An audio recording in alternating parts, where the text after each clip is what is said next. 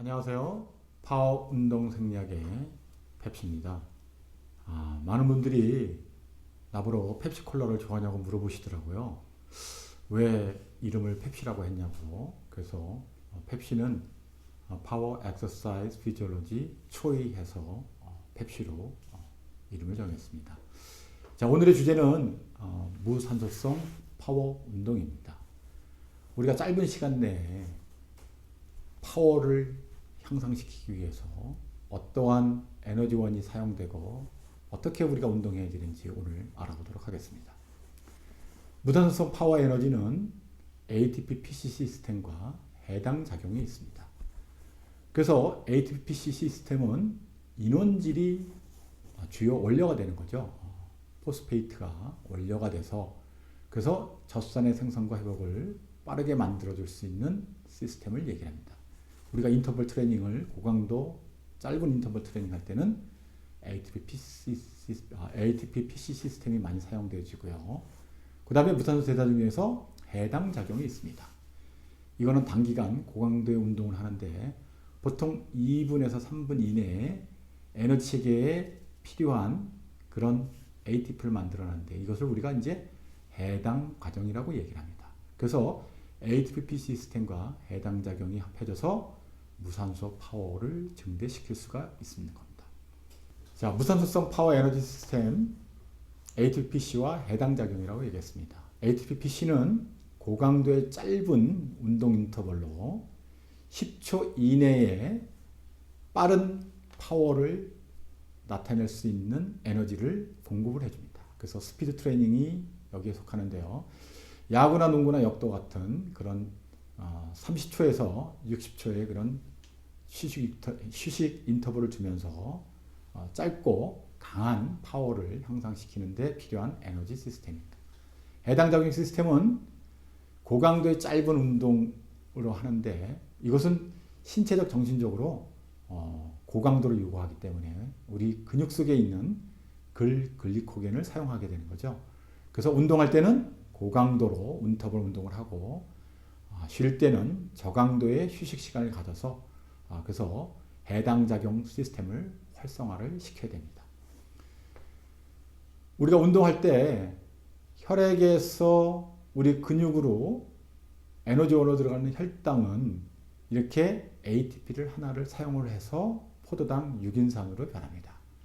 그렇지만 우리 근육 속에 글루코겐이 많이 저장되어 있으면 글루코겐은 우리가 고강도 운동을 할 때 빠르게 포도당 6인산으로 변함으로써 그래서 해당 작용을 통해서 피루분산염과 젖산염으로 변하게 되는 거죠. 자, 우리 운동할 때 보면 운동에 대한 에너지 시스템이 적용이 되는데요. 무산소 에너지 시스템은 야구가 ATP-PC와 해당 작용이 95%, 농구는 90% 정도가 됩니다. 골프는 스윙만 따지면 ATP 시스템이 100% ATP 생산에 기여하게 되는 거죠. 그래서 이런 운동을 해서 자기 능력을 향상시키고자 하는 사람은 무산소성 파워 운동을 향상시킬 수 있는 그런 운동을 해야 됩니다. 에너지 체계 기여도를 보면 10초 이내에 에너지가 기여되는 것이 ATP-PC가 100% 기여됩니다. 근데 시간이 점점 지남에 따라서 ATP-PC 체계는 감소되고 해당 작용이 점점 그 역할을 떠맡게 되는 거죠. 그래서 3분 정도 이상 지나가면 그러면 그때서부터는 이제 유산소 대사 작용에 의해서 우리 몸에 필요한 ATP를 생성을 하게 됩니다. 자, 그리고 운동을 하면은 어떤 형태의 근수칙이 있을까요? 세 가지 형태가 있습니다. 첫 번째는 등척성 운동이죠. 그래서 근육의 길이가 일정하게 움직이지 않고 일정한 거리를 유지를 하는데 관절의 움직임 없이 정적인 운동이지만 우리가 요새 많이 하는 그런 사이드 플랭크 이렇게 있는 상태에서 유지하는 그런 운동 형태를 우리가 등척성 운동이라고 얘기를 합니다. 그 다음에 여러분들이 많이 하는 등장성 운동이 있습니다. 근육의 길이가 변하는 운동이죠.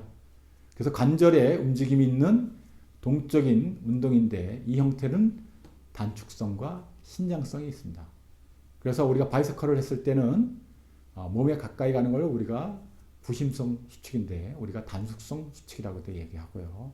몸에서 멀어지는 것을 원심성 수축 또는 신장성 수축이라고 얘기합니다. 그 다음에 다른 근수축 형태는 등속성 근수축 형태입니다. 등속성은 기계에 의해서 움직임이 일정하게 조정을 하는 거죠. 그래서 일정한 움직임에서 내가 움직일 때 최대로 어떠한 각도에서 힘을 가장 많이 발휘할 수 있는가를 측정할 수 있는 그런 기계입니다. 그래서 이런 등속성 운동은 일정한 각도에서의 근력을 향상시키게 할 때 굉장히 좋은 운동 형태가 되겠습니다. 웨이트 트레이닝에 다양한 장비들이 있는데요. 이렇게 등척성, 등장성, 가변성 저항, 등속성 운동들이 있습니다. 근데 우리가 가장 많이 하는 것이 등장성 운동이죠. 그 등장성 운동은 프리웨이트로서 비용이 저렴하고 그 다음에 점진적으로 우리가 부하를 증가시킬 수 있어서 굉장히 좋은데 이런 프리웨이트는 자기가 최대 근력 이상의 기구를 사용했을 때는 굉장히 상해 위험성도 많고 그리고 무게를 바꾸는데 시간이 좀 필요한 그런 단점이 있습니다. 그렇기 때문에 웨이트장의 설정에서 많이 사용하는 것이 머신 웨이트입니다. 머신 웨이트는 안전하고 그 다음에 무게 변경을 위한 시간을 절약할 수 있습니다. 그렇지만 기구 형태 때문에 가격이 좀 비싸다는 그런 단점이 있습니다. 자, 그래서 프리웨이트와 머신웨이트의 장단점을 보면 프리웨이트는 특수한 형태의 운동이 가능하다는 거죠. 그래서 ROM, 레인지 오브 모션이 자기가 원하는 대로 하기 때문에 주로 숙련자에게 적합하고 초보자에게는 부상의 위험이 많이 있습니다. 근데 머신웨이트는 일정한 틀 안에서 그 각도만 움직이는 거기 때문에 안정성이 좋고 그 다음에 웨이트 무게의 변경 시간이 절약되기 때문에 주로 초보자에게 적합합니다. 근데 이거는 ROM의 그런 특수한 형태의 운동이 불가능하고 가격이 비싸다는 그런 단점이 있는 거죠. 근력 향상 운동을 하기 위해서는 중요한 게 점중 부하 운동이라고 그랬습니다. 체력의 성장은 과부하에 의해서 근육이 적응하기 때문에 항상 과부의 원리를 사용하셔야 되고요. 그리고 과부하를 하더라도 조금씩 점진적으로 운동 강도를 올려야 하기 때문에 점중 부하의 원리를 사용을 하셔야 됩니다. 그리고 최대 근력 향상을 위해서는 가장 좋은 방법은 근력의 80% 이상 최대 근력에 가까운 무게로 운동하는 것이 좋고요. 그리고 최상의 트레이닝 프로그램은 휴식기를 포함해서 주당 3, 4회 이상 하시는 것이 굉장히 중요합니다. 근데 근력 트레이닝은 경기 중에 사용되는 근육을 포함해야 되기 때문에 그래야지만이 그 근육에 사용되는 운동에 사용되는 근육이 형태와 수축 속도가 발달될 수 있기 때문에 항상 자기가 사용하는 근육과 가까운 형태의 근력 운동을 해주시는 것이 좋습니다. 최근에 근력 향상 훈련의 연구 결과를 보면 그러면 저항성 운동은 세트 수에 따라서 근비대와 근력 강화를 가져오게 되는 거죠. 그래서 피험자들의 체력 수준에 따라서 저항성 운동의 강도를 다르게 정해야 되고요.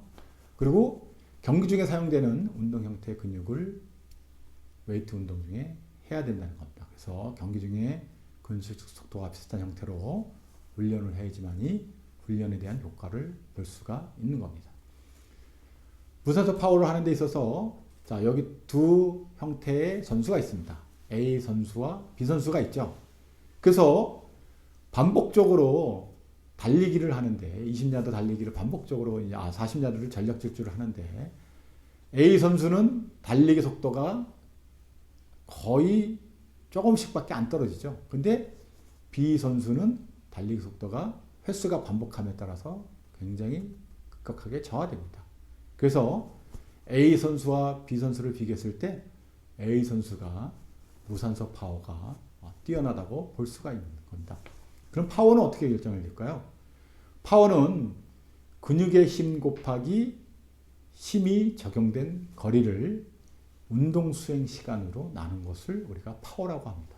그래서 우리가 최대 근력을 향상시켰지만 최대 근력을 파워로 바꿔주려면 운동 수행 시간이 짧아져야지만이 파워가 향상되기 때문에, 그렇기 때문에 최대 근력과 파워는 근육의 쓰임이 다르다는 것을 인지하셔야 됩니다. 자, 그래서 우리가 최대 근력을 위한 저항 프로그램이 있는데요. 자, 초급자들은 2, 3회에 몸 전체를 강화시켜 줄 수 있는 운동을 하셔야 되는데, 세트당 반복수가 8에서 12회, 그리고 원RM의 운동 강도 비율이 60에서 70%로 해주면 굉장히 좋습니다. 근데 이것이 중급과 고급을 갈수록 운동 강도 비율이 높아짐을 알 수가 있는 거죠. 근지구력 훈련의 웨이트 트레이닝은 초보자의 같은 경우는 자기 심폐지구력의 30에서 50%로 실시를 해주면 굉장히 좋은 거죠. 그래서 이것도 점점적으로 고급 트레이너 갈수록 60%, 70%, 80%로 운동 강도를 높여주는 것이 좋습니다. 근데 이때 생각해야 되는 것이 세트당 휴식 간격을 어떻게 조정하느냐에 따라서 이 운동 강도의 비율을 같이 조정할 수가 있는 겁니다. 자, 웨이트 운동의 예를 들면요. 우리가 초급자의 웨이트 운동을 했을 때는 최대 근력의 40에서 55%를 합니다. 근데 30초간 최대로 운동하면서 휴식을 15초 두는 것은 실적으로 30초간 최대로 반복 횟수를 해서 빠르게 한다는 것은 파워로 우리 근력을 향상시킨다는 그런 운동입니다. 그렇기 때문에 하지에 있는 벤치프레스를 하고, 그 다음에 다리 뒤로 들기, 들어 올리기, 그 다음에 넓은 등근 잡아당기로 해서, 그래서 이런 순서대로 해서 이렇게 운동을 하면 총 세트 시간이 다 끝나면 7분 정도 되고요. 그렇지만 이거를 이제 최대 근력을 향상시킨다 그러면 최대 근력을 향상시켜주면서 70%로 운동 강도를 높여주고, 그 다음에 운동 시간 반복 횟수를 적게 하는 거죠. 그래서 최대 근력에 만약에 90% 아니면 100% 한다 그러면 반복 횟수가 1회에서 5회 이내로 줄어들게 되는 거죠. 그래서 최대 근력을 향상시켜준 다음에, 그런 다음에 파워 운동을 해주시면 굉장히 좋습니다. 근력 향상 운동에는 성별의 차이가 있고, 그 다음에 남성과 여성의 골격근도 근횡단 면적이 같으면 파워를, 힘을 생산하는 데는 차이가 나타나지 않는다고 합니다. 그래서 근육의 횡단 면적에 따라서 남성과 여성의 근력이 별로 차이가 없다는 것을 나타내고요. 웨이트 훈련 기간에 따라서도 여성이 남성보다는 더욱더 효과적으로 근력에 대한 증가율을 나타낼 수가 있습니다. 그렇기 때문에 초보자일수록 웨이트 운동을 하면 더욱더 큰 효과를, 운동의 효과를 볼 수가 있는 겁니다. 고강도 인터벌 트레이닝을 보면 짧은 훈련 세션을 수행을 해야 되는 거죠. 그래서 사실 지구력 선수에게도 매우 효율적인 훈련 기술입니다. 인터벌 트레이닝이 가장 좋은 거는 시간을 절약하고 매우 효율적이라는 거죠. 그리고 이제 인터벌 트레이닝은 골격근의 미토콘드리아 양을 증가시켜서 근력과 근지구력을 같이 향상시킬 수 있는 그런 아주 좋은 운동 방법입니다. 자, 우리 운동할 때는 연간 주기화 프로그램에서 어떻게 본인의 몸을, 컨디셔닝을 조정하는 것이 중요한 건데요. 운동을 안 할 때는 과도한 체지방의 축적을 예방할 수 있게끔 움직여야 되고, 그 다음에 근력과 지구력을 유지할 수 있게끔 운동 강도가 낮은 상태에서 컨디셔닝을 조절해 줘야 되고요. 시즌 컨디셔닝은 경기 전 8에서 10일 전에는 에너지 체계의 능력을 극대화시킬 수 있는 훈련을 해야 됩니다. 그래서 저강도로 했다가 높은 운동량으로 고강도로 좀 높여줘서, 그래서 낮은 운동량으로 훈련을 전환시켜 주고요. 훈련 강도를 점점 과부하를 이용해서 시즌 시작하기 전까지 최대 근력과 파워를 향상시켜 줘야 되고요. 시즌기에는 훈련 프로그램에 선택했던 체력을 유지하기 위해서 파워 운동을 해주는 것이 굉장히 좋습니다. 그래서 연중 프로그램 보면 휴식기에는 웨이트 트레이닝이나 아니면 다른 본인이 부족한 그런 스킬을 향상시키는데 초점을 두고 시즌 전에는 웨이트 트레이닝을 같이 포함시키면서 전술도 같이 훈련을 하는데 일대 이제 운동 강도가 점점 증가돼서 시즌기에는 파워 훈련을 해줌으로써 프로그램을 자기의 체력을 유지시켜주는 것이 굉장히 중요합니다. 근데 이때 가장 중요한 것은 유연성을 유지하는 거죠. 그래서 유연성을 유지하기 위해서는 우리가 스트레칭을 많이 하라 그러는데 정적 스트레칭은 부상의 위험이 적고 금방추의 자극이 동적 스트레칭과 합쳐서 작기 때문에 그렇기 때문에 근육 통증이 매우 적게 발생하는 거죠. 그래서 일반적인 스트레칭이 등척성 스트레칭이 정적 스트레칭이라고 보면 됩니다. 그렇지만 우리가 ROM, 레인지 오브 모션을 크게 하기 위해서는 동적 스트레칭도 하고 있습니다. 동적 스트레칭은 금방추를 자극해서 그래서 더욱더 근육이 강화되면서 신전을 시키는데 이때는 금방추가 이 자율로 이 근수축을 가져오게끔 만들기 때문에 이거에 대한 적응이 굉장히 필요한 거죠. 그래서 이거를 잘못하면 동적 스트레칭을 잘못하면 그러면 근시장에 반작용을 하게 돼서 상해의 위험이 높아지게 됩니다. 그래서 가장 좋은 방법은 고유신경 촉진 스트레칭입니다. 우리가 이것을 PNF라고 얘기를 하는데요. 프로프리오셉티브 뉴로머스큘러 패실리테이션 스트레칭입니다. 이 스트레칭은 등척성과 동적 스트레칭을 같이 합한 그런 스트레칭인데요. 근이완을 증대하면서 유연성을 향상시킬 수 있습니다. 그래서 ROM, 레인지 오브 모션 해서 정적으로 모션을 취한 다음에 그 다음에 6초에서 10초간 등척성 운동을 그럼으로써 근육을 이완시켜주고 레인지 오브 모션을 향상시킬 수가 있는 겁니다. 그럼 여기서 가장 중요한 것은 금방추와 이 골지건 기관이 무엇인가를 아는 것이 중요한 거죠. 자, 금방추는 우리 이렇게 근육 속에 이렇게 금방추가 같이 있습니다. 금방유섬치라고 이렇게 근육 속에 같이 있습니다. 그래서 우리 근육이 늘어나면 금방추가 그거를 감지를 해서 감각뉴런으로 해서 우리 뇌 쪽으로 신경을 보내면 이것이 자동적으로 알파 뉴런 신경에 의해서 근육이 수축이 되는 거죠. 그래서 이 금방추는 자동적으로 근육이 늘어나서 어느 일정한 강도 이상으로 우리 근육이 늘어나면 근육이 부상의 위험이 있을까봐 자동적으로 근육을 수축하게 만드는 그런 알람 장치라고 볼 수가 있습니다. 여기에 또 한 가지 알람 장치가 되어 있는 것은 이렇게 골지 힘줄 기관인 거죠. 그래서 근육의 끝에 감각뉴런이 있는데 이 골지건에 감각뉴런이 있는데 이것을 이제 우리가 PNF 스트레칭을 통해서 이 감각 기관에 대한 신호를 늦게 보내게끔 만들어서 우리의 레인지 오브 모션을 강화시켜주는 운동이 PNF 스트레칭 운동입니다. 그래서 PNF 스트레칭 운동을 하면 골지건의 힘건의 그 적응력이 높아져서 우리가 레인지 오브 모션을 크게 가져갈 수가 있는 겁니다. 자, 그럼 이거를 이제 적용을 해야 되는데 축구에 한번 적용을 해보도록 하겠습니다. 근데 제가 보니까 제가 이 대한민국 축구 12가지 코드로 있는 이런 책을 몇 년 전에 같이 냈습니다. 그래서 그 이용수 교수님과 같이 해서 이 책을 냈는데 축구 선수의 체력을 어떻게 하면 강화시켜 줄 수 있을까 하는 마음에서 12가지의 그런 축구를 12가지의 어스펙트로 분석을 한 아주 재미난 책입니다. 근데 그 책을 보니까 축구 선수의 체력 요인에는 이렇게 근력과 스피드와 근지구력과 파워지구력이 같이 있어서 이것을 결국적으로는 파워 스피드로 어떻게 향상시키느냐가 축구 선수의 체력 요인이라고 볼 수가 있습니다.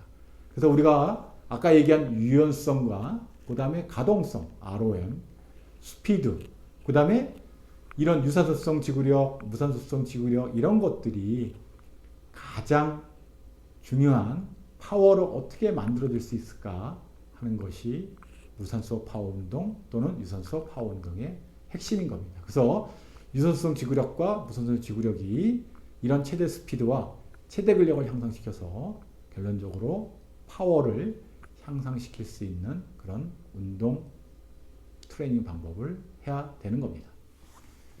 그래서 축구 선수 같은 경우는 영국에서 이 러프버러 왕복 달리기 검사가 있는데요. 이런 것은 이제 축구 선수가 90분간 게임하는 상황에 비슷하게 만들어 놓은 겁니다.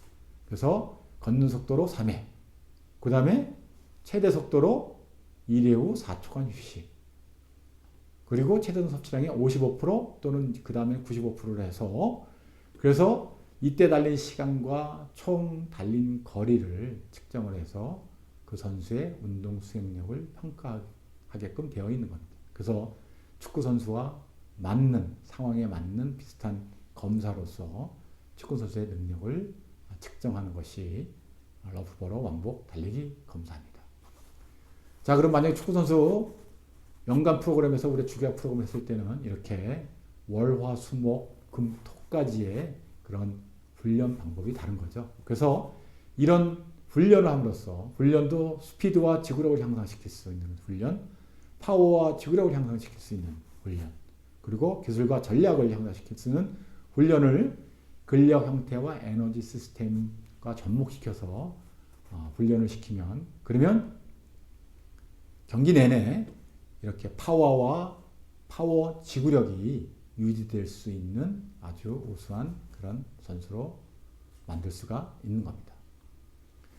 근데 이렇게 훈련을 하다 보면 과훈련을 하게 되는 거죠. 그래서 중요한 것은 이렇게 훈련을 하더라도 젖산역치 밑에 저강도 훈련을 하거나 아니면 이렇게 훈련 주기에 실패하거나 훈련 전에 테이퍼링에 실패하면 이런 훈련들이 다 효과가 없는 거죠. 그래서 이런 과훈련, 오버트레이닝 훈련을 했을 때는 운동 수행 능력이 감소하고 체중도 감소하고 그 다음에 만성불에 시달리기 때문에 그렇기 때문에 과훈련을 안 하는 것이 굉장히 중요하다고 볼 수가 있습니다.